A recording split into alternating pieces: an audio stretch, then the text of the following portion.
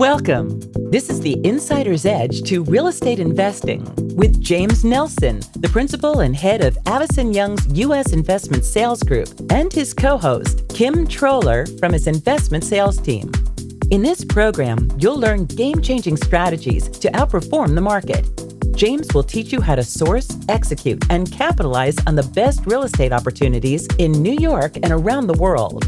Now, here are your hosts.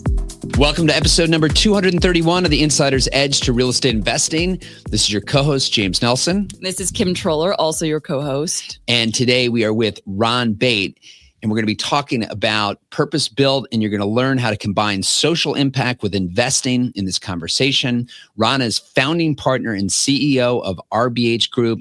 His firm is known for developing large-scale public-private partnerships that revitalize communities, including the acclaimed Teachers Village project in Newark, New Jersey. Ron shares how RBH Group structures complex financing for workplace housing and how to use tools like tax-exempt bonds and qualified opportunity zone investments to create risk-managed, tax-advantaged returns. You'll hear how his team balances financial performance with placemaking, ensuring that developers serve local residents through education, engagement, and long-term community partnerships. My favorite thing about our conversation with Ron, James, was hearing him stress the importance of public-private collaboration, particularly when using these tax credits and incentive programs that really help the economics pencil, but also have a positive social impact. He's so in tune with what Newark wants and needs, and showed us that local insight is usually very different from what you read in the headlines in terms of things like safety, neighborhood feel, and growth potential. Totally. And I also love the fact that he has been doing this for decades. This is not, and this was very pioneering when he was doing this. And now he's starting to roll out this type of program for obtainable housing, again, for teachers, not just here, but across the country. So we're going to get into it today. So as always, you can go to jamesnelson.com. That's where you can find the show notes, how to connect with us. While you're at it, please subscribe to the show if you haven't already. That just helps us get the word out on what we're doing. We appreciate it. Any comments are also greatly appreciated, and we're happy to respond to those as well. So we're going to have a brief word from our sponsor, and we'll get right into that interview with Ron Beit. Avison Young's United States investment sales platform executes on multifamily office, retail, development, and specialty asset transactions across top U.S. markets. As experienced leaders in the industry, our integrated national team is here to help you make informed investment decisions, whether advising on your current holdings or identifying new opportunities nationwide. Our one unified platform is built on unparalleled collaboration and connectivity across 120 full-service offices around the world, giving clients direct access to the deepest pools of capital. We put our clients first, delivering tailor-made strategies to achieve superior results. We are thrilled to have with us today Ron Beit, who is the founding partner and CEO of RBH Group LLC. Ron, welcome. Glad you could be here with us. Yeah, great to be here this morning. Wonderful.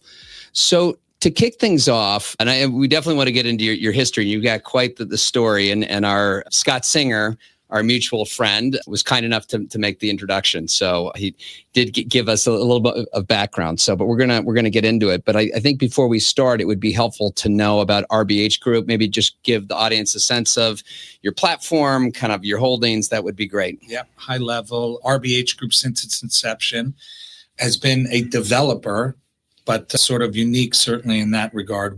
Everything we've done since the inception of the business has been public-private partnerships, which is to say everything we do has some piece of public investment or some sort of structured finance. And so it's really where we excel in financing these projects. And one of the projects that we've become known for was a project called Teachers Village, which was a workforce housing project about 17 years ago at this time. So we're way ahead of the curve in workforce housing. And we've been doing it at a much larger scale than most, and sort of really been on the front end of trying to figure out how to finance these types of projects. There's this large scale businesses in the affordable housing world, and there's obviously large scale developers on the market rate side, but in the workforce housing where you need the skill set of both, not a whole lot of people doing it at scale. And so it's been an evolution and a journey in that regard. But we are based in Newark, New Jersey, where we sort of pilot all of our ideas. And we've done, besides Teachers Village there, built the largest indoor vertical farm in the world there. We did a really interesting project with Rutgers University that created, housing and educational spaces and social spaces for a cohort of students at the university that were recruited out of urban areas in New Jersey and out of the community colleges. And we were proud to be selected from a national slate of student housing developers to build that project because of our bend towards understanding how to finance with public financing, but also because of our sort of city of Newark credentials. And so that was an interesting project. But Teachers Village has been sort of the labor of love for us and the project we're traveling across the country with. Great. So, Ron, on that note, you've described RBH as offering investors access to risk managed, tax advantaged returns through social impact investing. How do you define social impact investing, and to what extent do you see your mission as being about like placemaking and community revitalization versus just property level returns? Like, how do you balance the two? So it's interesting. Yeah. So, I mean, it's something we struggle with and question every day. I think at its simplest form, when you are restricting rents, you're already at a point where there's a significant community benefit. So we start there. So that sort of definitely helped. We have these unique unit mixes. So, where we'll have significant amounts of restricted rent. So not just at, like I said, we're workforce housing. So it's really a middle income product where we have higher AMIs. Mm-hmm. In other words, people can make more money to be able and qualify to live in our apartment. So that's why Teachers Village, because teachers you can sort of imagine that sort of middle income workforce that can benefit from the units we produce. So starting there, just the deed restrictions that we put on our properties and the unit mixes we create, there's certainly a social impact. And from a pro forma standpoint, we're solving for market rate returns to our investors. And then all the public investments we do and the way we structure it becomes tax efficient. So that's where we start. Mm-hmm. But we really do see ourselves as often, like in Newark, New Jersey, we're the first ones to move into a community. So Teachers Village, Newark was built on what was like 97% surface parking lot. So creating place is not only really important to be able to secure the public investments on the front end, but we're also long-term holders of this stuff. So to be great, community partners on the back end, we got to make sure we're creating places that not only help our investments succeed, but also, ingratiate us with the communities that we're going to be part of for a long time. So that's where the placemaking, comes in. And then, but as an organization, because we've been doing this for a long time, because even when we're not asking for public investments, we're before communities, mm-hmm. we're always looking to push the envelope on impact. And so, there's a lot of quantitative stuff, but there's also a lot of qualitative stuff. And quite frankly, as an organization, we're asking ourselves this every day, and we're pushing the envelope on that. So what that looks like is, continuing education offerings in our developments and our amenity spaces. Instead of a billiards room, we'll have classrooms and then what do we fill that classroom with? And that's where we're still evolving. And that's where what's so exciting about the next generation of Teachers Villages to come. So on the qualitative front, on that note, how do you go about evaluating what the community actually wants and needs? Do you survey them? Do you attend town hall meetings? What groups are you engaging with? Yeah. So it's mostly surveying and community town halls mm-hmm. of our Teachers Village residents that sort of really defines what we do in the individual communities in the location, because every community is different. So there's sort of upfront surveying and upfront understanding what the community wants, and then there's sort of ongoing surveying, and then there's surveying it across various assets, and then so the vision is that we'll have these projects across the country and programs that succeed in Stockton, California, for example, will bring to Newark and Hartford and Atlanta and so forth. Mm-hmm. So, Ron, when Scott talked about you, he said that you're a real visionary because you clearly saw something in Newark that many people did not see back in 1999. You could even argue maybe today with everything's changed. So, but take us back to kind of what you did see and what gave you conviction? Scott told me about the first acquisition, I believe it was 89 Market Street, which is a couple blocks from the train station. And he said that, helped you end up finance and acquire essentially the whole block. But before you did that, what was it about Newark that gave you a conviction that you could pull this off? First of all, I was young and dumb. So let's just start there, right? Right. I had the benefit of not having experience, which is like insane now that I'm thinking about it. But the thesis, the investment thesis remains true today. And what I saw there was all the assets. Everyone talks about the assets in Newark, right? You have, big corporate sponsorships and anchors in that community that have been there for hundreds of years. When you think about sort of Prudential over 100 years, and you got, Panasonic, and you got Audible, and you have these big corporate anchor sponsors. You also have a tremendous university system there with over 50,000 college students, faculty, and staff. You also have, mass transit, and you have, all of the assets of a large city, because it was a large city back in the 40s and 50s. And so all of those assets and location, just outside New York City. And I would argue, everything that made Jersey City develop, and we love Jersey City, and we're actually purchasing an asset now in Jersey City. But Newark was really developed with a sort of downtown, vibrant, urban feel to it that really felt very easily developable. And so for all of those reasons, I was very attracted to it. I was a property manager here in New York City. I was managing an asset in still one of the toughest neighborhoods in Newark today. And I was walking through, in my late 20s, walking through all of Newark and sort of not understanding why this hadn't been developed. Now understanding, and even then though, understood as a property manager that when you went in the downtown, literally every building was owned by a different person. And most of it, talking about the block that Scott Singer and I sort of worked on and assembled, that's where we started. It was this block on Market Street between Washington and University, which was up against the universities there. So really the next block to get developed and you have government offices and you had university offices. It made the most sense in the world. Every building was owned by a different group. They were generational, so they had zero basis in the properties, so they didn't care about fixing up the properties. Most of them didn't like each other because they're all in the furniture business competing against each other for years. So this grandfather didn't like this father, so they didn't even get along. And they were really still relics of the heyday in Newark. So they were really New Jersey-centric businesses and not really Newark-centric businesses. So the thesis is that you would buy these assets individually and assemble them so that you can get large scale development that would change the streetscapes in meaningful increments at a basis in land that you couldn't compete with anywhere in the region. So it was a very cheap land thesis, and that if you were successful in assembling this stuff, you could create large scale development. Mm-hmm.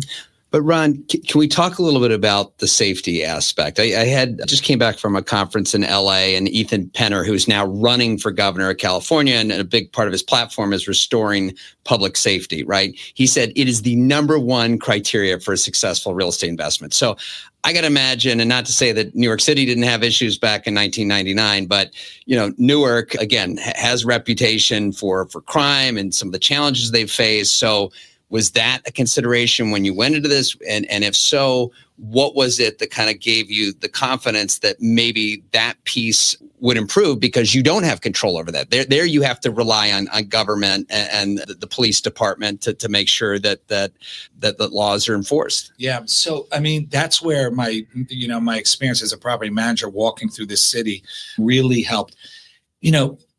There's a perception of crime, which is bad enough, right? Mm-hmm. But the perception of crime and the crime that occurred in the city were really isolated to certain neighborhoods in the city. In the downtown, relative to even neighborhoods in New York City, it's virtually safe. It's not without incident. It's a city. Sure. Exactly. It's a city, but relatively safe. The perception of crime with the fact that there wasn't development in the downtown was sort of compounding the perception in the downtown. And I really felt if we did create housing in the downtown in meaningful increments and at a large scale, that over time, that just having people on the ground there would change that perception. So I really didn't feel like, and I really, even till today, Mayor Baraka, he's really doing such a great job with crime, and they've been way ahead. Even if you look at what was going on during COVID with crime and even just sort of the relationship of the community with police and government with police there, they've been on the forefront of all of this. It's taken time, and Newark has been, Newark's been working at this for 2 decades now. But I always, even then, even before we've made all the progress that we've made in community policing, I always felt like it was more of a perception, and that if we can get the development going, we'd be able to take care of that perception, and it could be and we'd have very successful neighborhoods. Mm-hmm.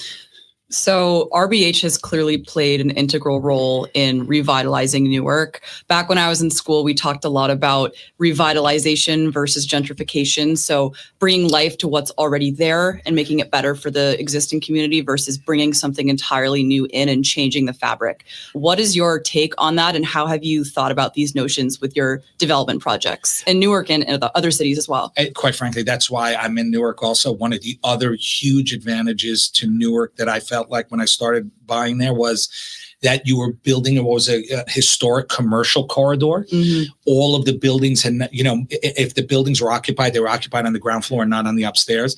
And so there was an unbelievable fabric to sort of build new without displacing residents. So there was this large scale opportunity to create this new neighborhood without having to relocate residents, which was such an advantage. At the same time that we were buying in Newark, Ratner was fighting at Atlantic Yards communities to move people and this and that. I'm like, just come to Newark. You can have as much development in downtown Newark with all the fighting and where they're welcoming you. So It was always part of why we were there, that you could do this in a large scale way and not displace folks.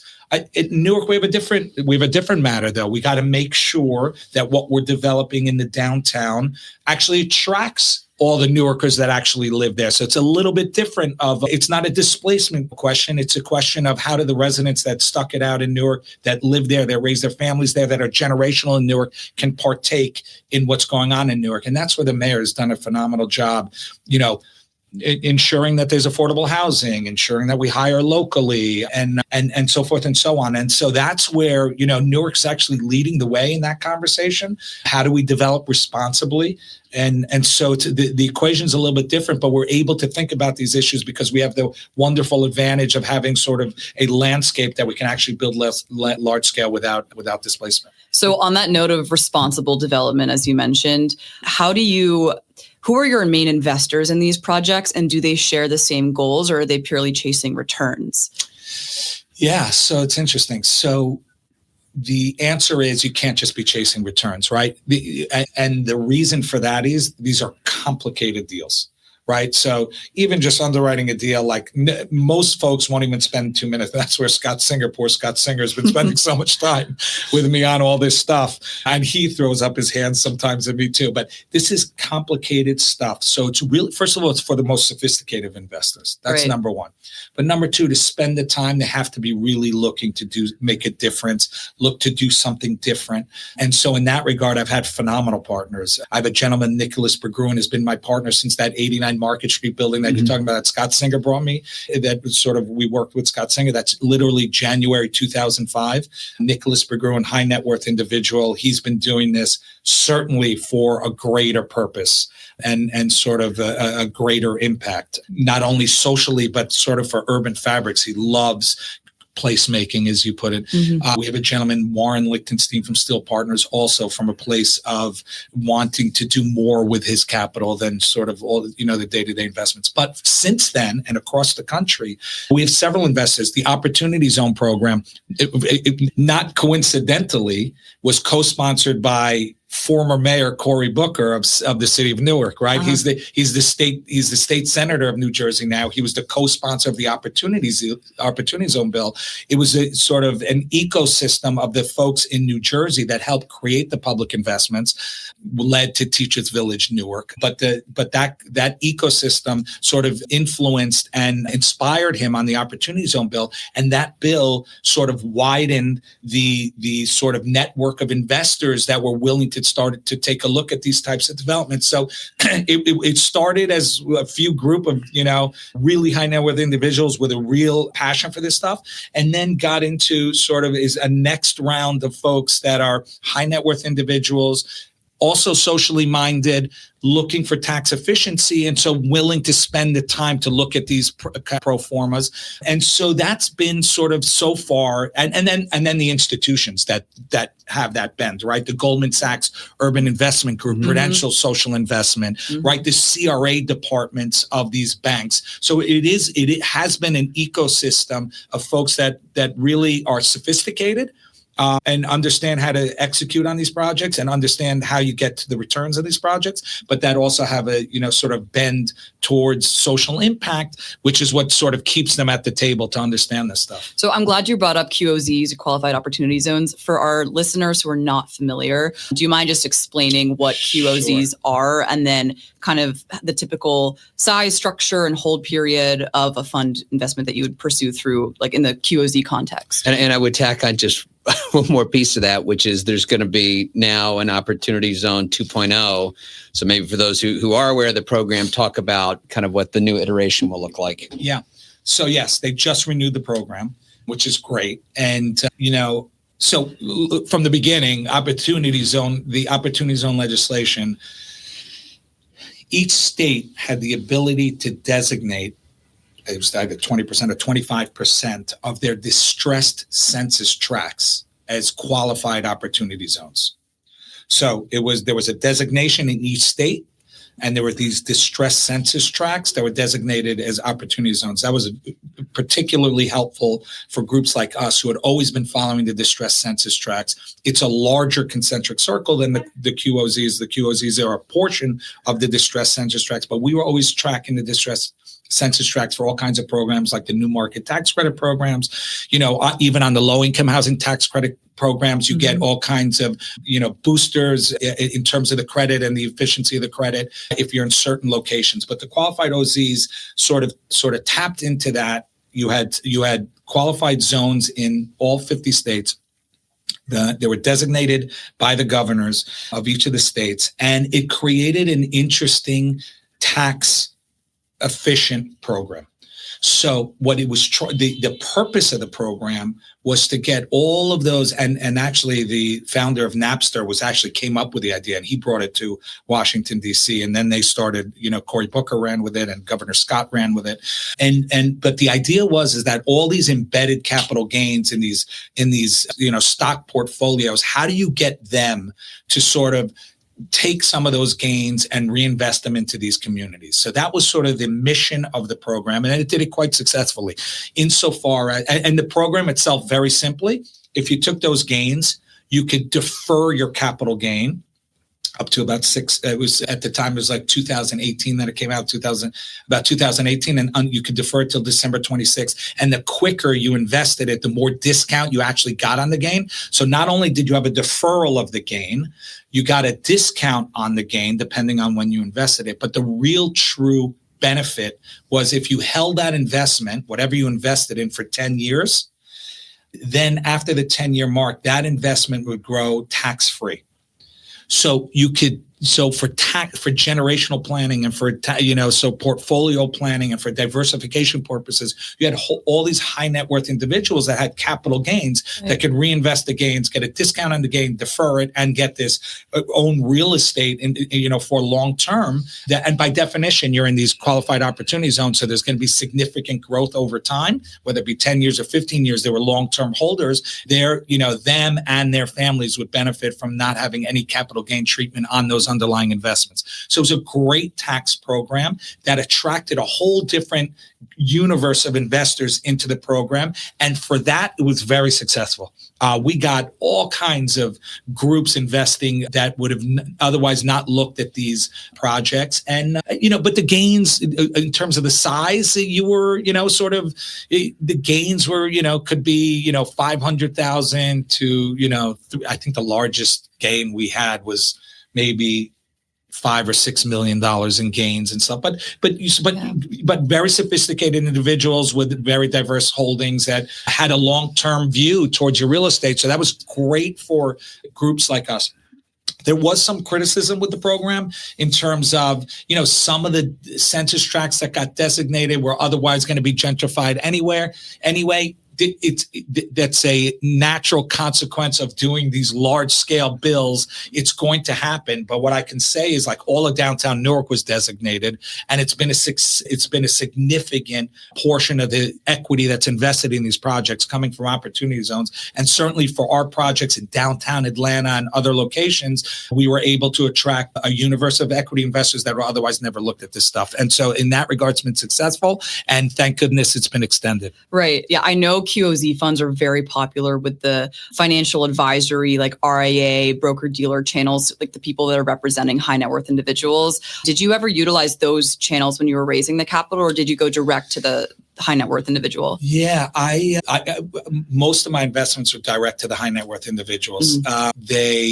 And it was through word of mouth, through folks, our network of folks that knew about it. There's a large accounting firm, Novogradac, that specializes in what we do and all the tax credit stuff that we do. And so they're sort of our accountants in general, but they're also very deep into the policy pieces of this and very big into sort of reporting on the success of the programs and quantifying all of that stuff. And so Novogradac sort of, listing with Novogradac, but mostly really through, contacts in the high net worth individual world for us. So one last question about QOZs. Yeah. We've talked about all of the benefits. What are some of the risks associated with them? Listen, you are investing in distressed census tracts, right? So you need to be with developers that understand how to develop in distressed census tracts, right, which means by definition that the projects have other risk mitigation factors. And so that's why sort of it has to be a sophisticated sort of investor that can wrap their arms around these projects. There have been OZ funds that do that for you, right? So you can go to a big firm and you can invest in the firm, and they do all of that work, which has been sort of very helpful and attracted those investors. Not my world, and so I'm not so sure how they did and how successful they were, because those firms, while they were very good at raising capital, had to chase pipeline also. We were a little bit different. We had embedded pipeline into our project because it's everything we did. So we always had a project that we could take OZ investors. So we came at it from sort of a different perspective, and so those guys had to chase pipeline. So I quite frankly, I'm not sure how they did. I'm sure they did very well, but I just don't know what projects they invested in or not. But it was very helpful for us that we had an embedded pipeline of all our projects, that when there were investors that had gains, we could match it to the pipeline as opposed to trying to search for those pipelines. Yeah. And then the other consideration for the investors is that this is a long-term investment. If you want to get the stepped up basis, you have to hold it for 10 years. So it's not a great vehicle for those who want to be liquid. Yeah. So, exactly. So Ron, maybe talk a little bit about the capitalization of a typical one of your deals, and maybe OZ funds play into it, because we've had some affordable developers on the show before who've said, look, this is really a fee-based business, right? Because if you look at the cost to build these buildings, the rents that you're able to secure, although I'd be interested to hear about, the workforce, the teachers' village housing rents, if that does, in fact, substantiate new development. But I guess the question is this a fee-based business? You talk about this as public-private partnership. What does a typical capital stack look like here? So we really are a hybrid between the affordable world and the market rate world. So, so there are fees. But there's also, smaller equity slugs than a sort of market rate development. But there are these quote unquote equity slugs that come in and so the typical structure now today, we issue tax-exempt bonds is the greatest piece of public investment that we get today. Historically, we're layering 11 different pieces of financing together, which takes a long time. makes it harder to scale. But today, we're mostly issuing tax-exempt bonds on the bond markets through independent 501c3s. So our equity stake generally comes in as a subordinate bond.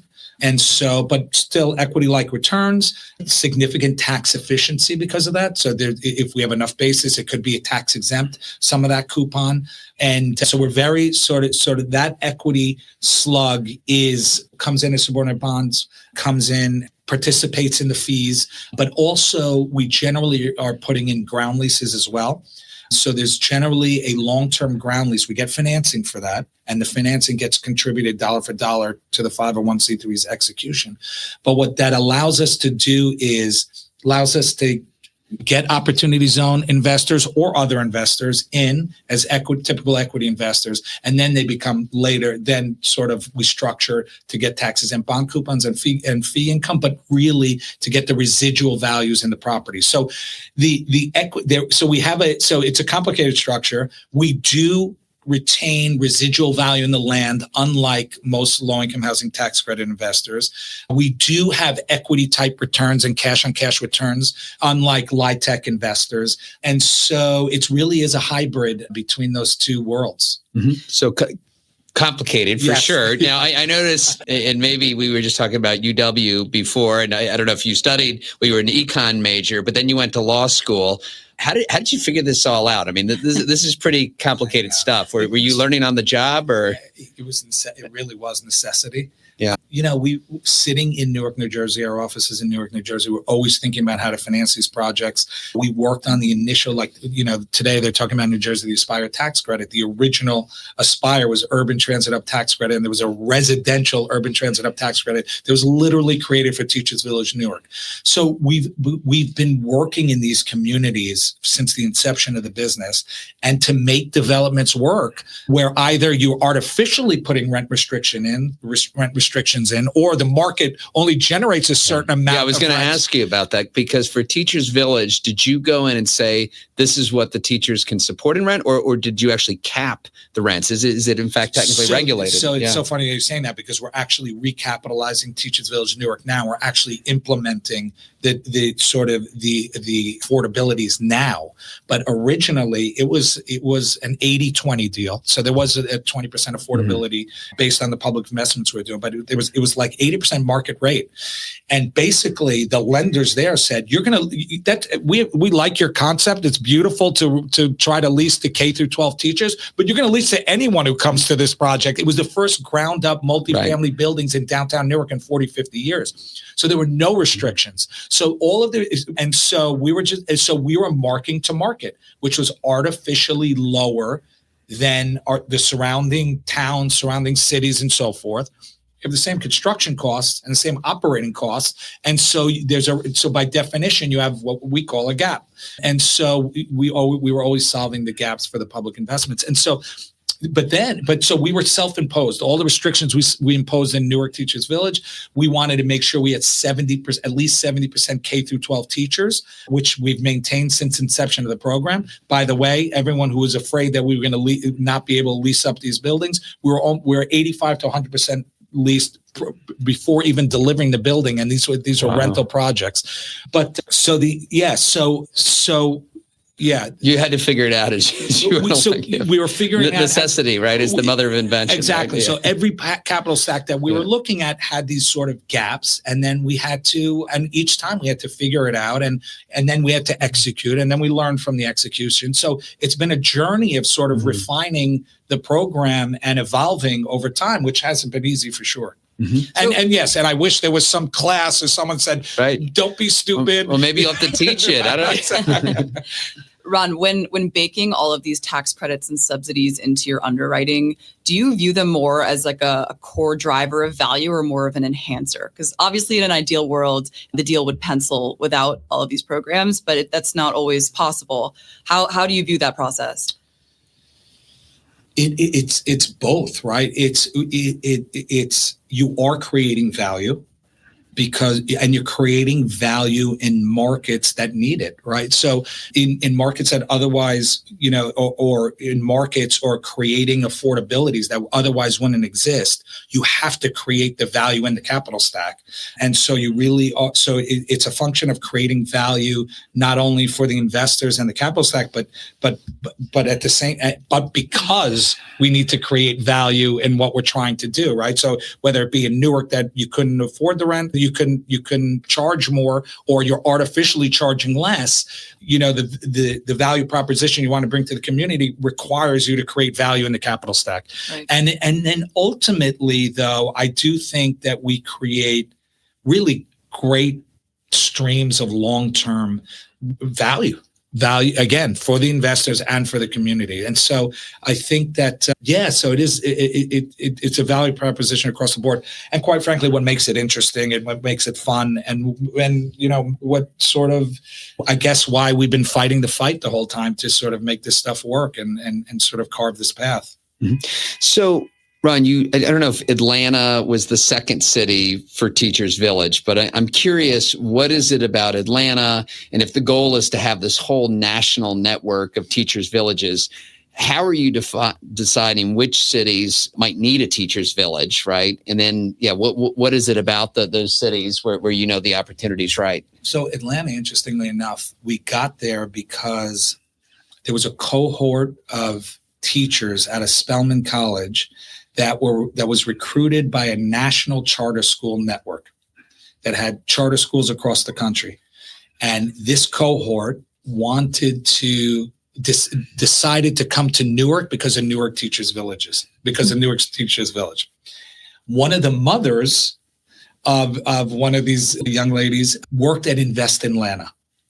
And she approached us. She goes, why is my daughter going to Newark, New Jersey? Why doesn't Atlanta have a Teachers Village? And they approached me to come down there. And so the answer to your question is we've been responding to opportunities. But Atlanta is an interesting case for us because we got into it. We got very focused on Atlanta as sort of Invest Atlanta, which is a quasi-development. It's a quasi-governmental. Like the NYC EDC. Exactly, right. It's a quasi-governmental entity that's responsible for attracting development into their city. So there are very fine development corporations like EDC, like NJEDA. There's a bunch across the country that know how to do this stuff. And that's sort of number one, what attracts us. So we come down there because you have a group that knows how to execute these things. Interestingly enough, in Atlanta, we came down there doing what we normally did, which is like layering capital on capital. We went to Invest Atlanta. We were over COVID. It was during COVID. We did everything by Zoom. What an amazing city that we had community meetings. They all got behind Teachers Village, like literally unanimous consents by Zoom. At the time, if you remember, the mayor of Atlanta was on CNN all the time.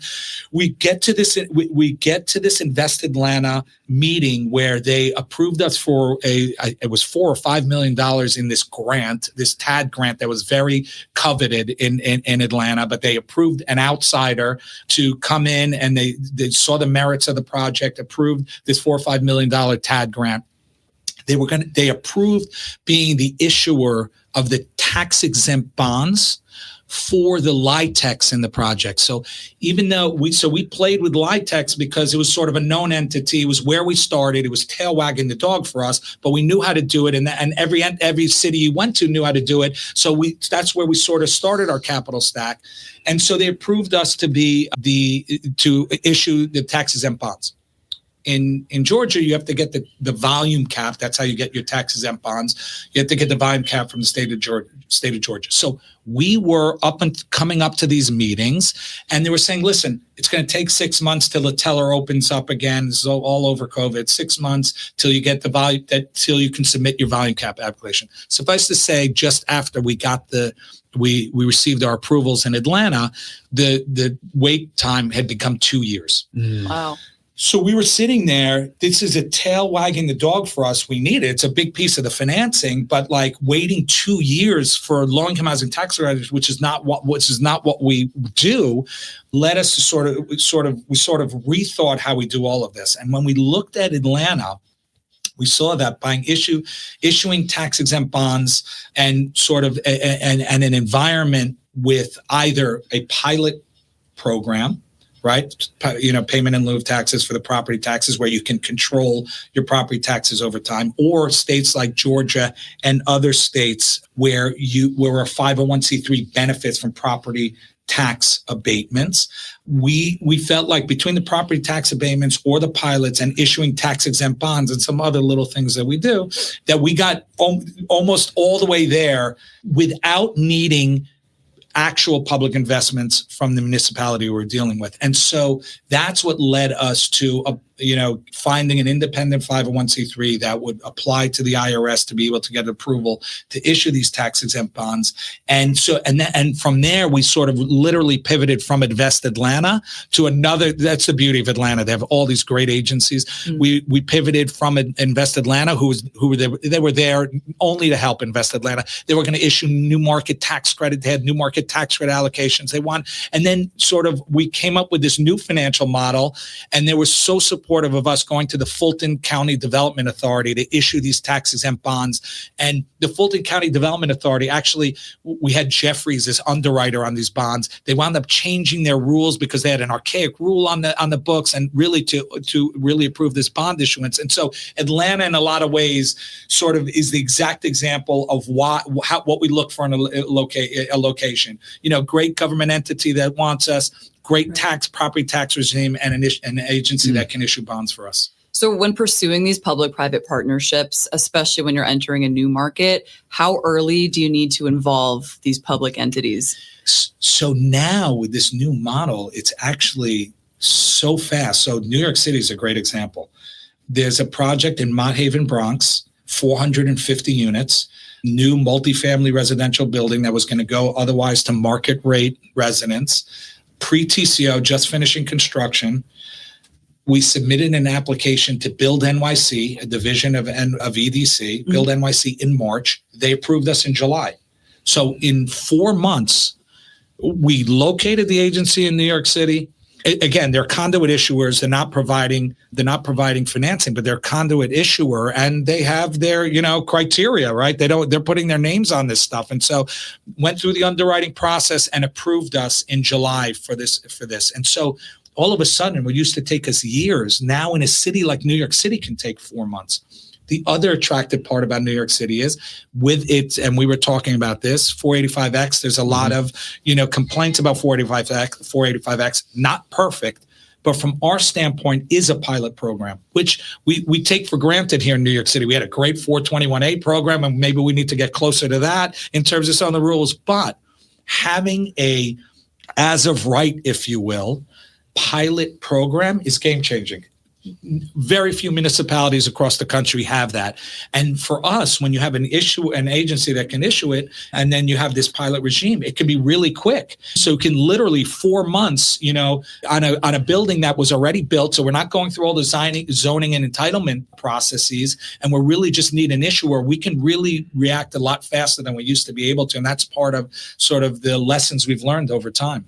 Yeah. On that note, and looking at how government can help incentivize development, we just did a study on which cities have been most successful at converting office to residential, and total square footage. I mean, New York by far with 17 million square feet, but we also have 500 million square feet of office. But if you look at the percentage of the most office buildings converted to residential, Northern Virginia is actually number one.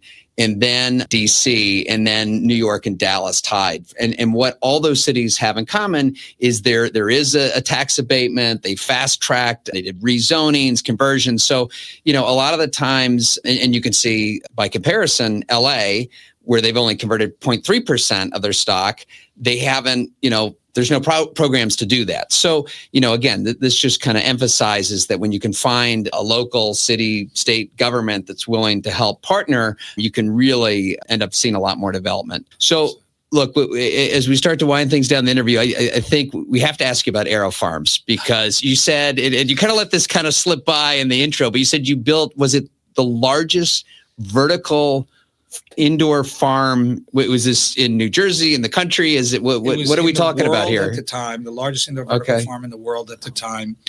It was in Newark, New Jersey. How tall are we talking about here? So we went. The last phase of it was like 40 stories high. high bay, they had like 12 layers of growing and so forth. And so we brought them, attracted them. And this is sort of public policy. We attracted them to New Jersey, to Newark. They got a whole bunch of public investments from NJEDA. They way exceeded the jobs that we wanted to create there. Groups like Goldman Sachs Investment Group and Prudential Social Investment, we came in, we built that thing together, and quite frankly, exited the investment very successfully. We sort of built them 3 phases, brought them in, they grew. They raised like, I think $500 million, in venture capital from the West Coast. And it was like a great success for Newark, a great success. How much produce does this put? Because I got to just think that, you would think that farming, horizontally and, out where land is cheap as opposed to constructing something, 40 stories. But what's the... So the business plan is that it was, they could control they had all this technology. It was really a technology company. They had all this technology that can grow the plant more efficiently. Yeah. More efficient. They could sort of, with the wind speeds, affect the texture and the taste. And it was like incredible. And it was like 90-something% less water and so forth.